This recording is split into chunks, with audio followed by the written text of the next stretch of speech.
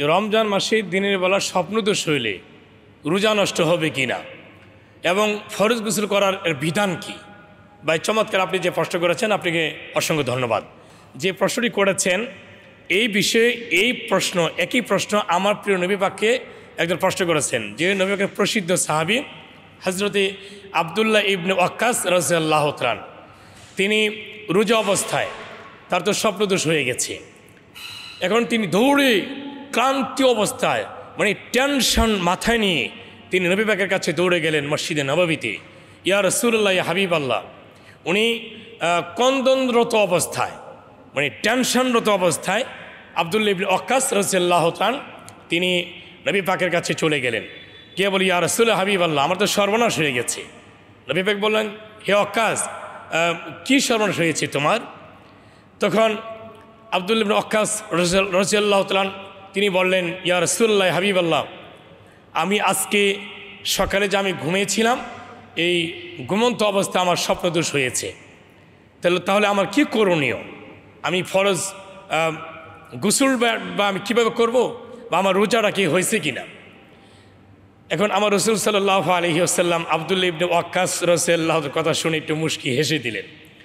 মুশকি হেসে দিয়ে রাসূল বলতেছেন যে, হে ওয়াক্কাস, টেনশন করার কোনো কারণ নাই। কারণ স্বপ্নে যে তোমার স্বপ্নদোষ হয়েছে, এটা রোজা নষ্ট হয় নাই, তবে ফরজ গোসল হয়েছে। তোমার ফরজ গোসল করতে হবে, তোমার ফরজ গোসল করতে হবে, কিন্তু তোমার রোজা নষ্ট হয় নাই। কিন্তু রোজা নষ্ট হয়েছে, স্বপ্নদোষ হওয়ার পরে রোজা নষ্ট হয়ে গেছে, এটা মনে করে যদি তুমি কোনো কিছু খেয়ে থাকো, পানি বা খেজুর বা দুধ বা অন্য কিছু, তাহলে কিন্তু তোমার রোজা নষ্ট হয়ে যাবে।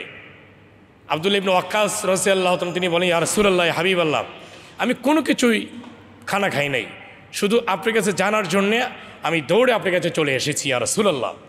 রাসূল বলছেন, যে আবদুল্লাহ ইবনে ওয়াক্কাস, অবশ্যই তোমার রোজা নষ্ট হয় নাই, তবে গোসল ফরজ হয়েছে, তুমি ফরজ গোসল করবে উত্তমভাবে। হ্যাঁ, গড়গড়ার সহিত তুমি কুলি করবে, 3 বার নাকে পানি দিবে এবং সমস্ত শরীর ভালোভাবে ধৌত করবে।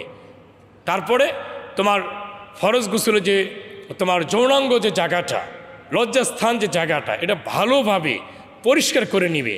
ফরজ গোসলে কিন্তু একটা শর্ত, গোসলের পূর্বে এই নাপাক জায়গাটা, নাপাক অংশটুকু এই ভালোভাবে উত্তমভাবে পরিষ্কার করে নিতে হবে।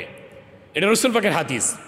তারপরে তিনি ফরজ গোসলের 3টা যে ফরজ আছে গোসলের, যে 3 বার গড়গড়ার সহিত আপনি কুলি করা, নাকে নরম জায়গায় পানি পৌঁছানো, 3 বার নাকে পানি পৌঁছানো এবং সমস্ত শরীর ভালোভাবে ধৌত করা।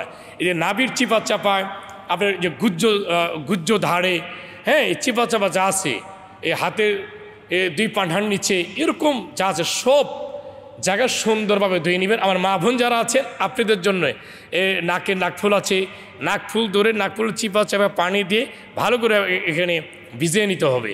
কানের দুল আছে, কানের দুলের মধ্যে ভালো করে পানি দিয়ে ভিজিয়ে নিতে হবে ফরজ গোসলের ক্ষেত্রে। এগুলো যেন আমাদের কখনো আর যে ভুল যে না হয়।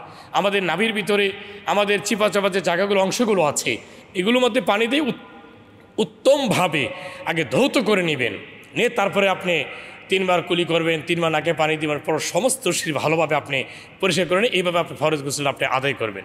তো নবী পাক সাল্লাল্লাহু আলাইহি ওয়াসাল্লাম আবদুল্লাহ ইবনে ওয়াক্কাস রাদিয়াল্লাহু তাআলা বলেন, হে আবদুল্লাহ ইবনে ওয়াক্কাস, তোমার চিন্তার কোনো কারণ নাই, তোমার ফরজ গোসল হয়েছে, কিন্তু রোজা নষ্ট হয় নাই। তো যে ভাই প্রশ্ন করেছেন, আশা করি আপনি নিশ্চয়ই এই জবাবটা আপনি পেয়েছেন। তো আপনাকে অসংখ্য ধন্যবাদ। আজকের মতো এখানে বিদায় নিচ্ছি। আল্লাহ হাফিজ। আসসালামু আলাইকুম ওয়া রাহমাতুল্লাহি ওয়া বারাকাতুহু।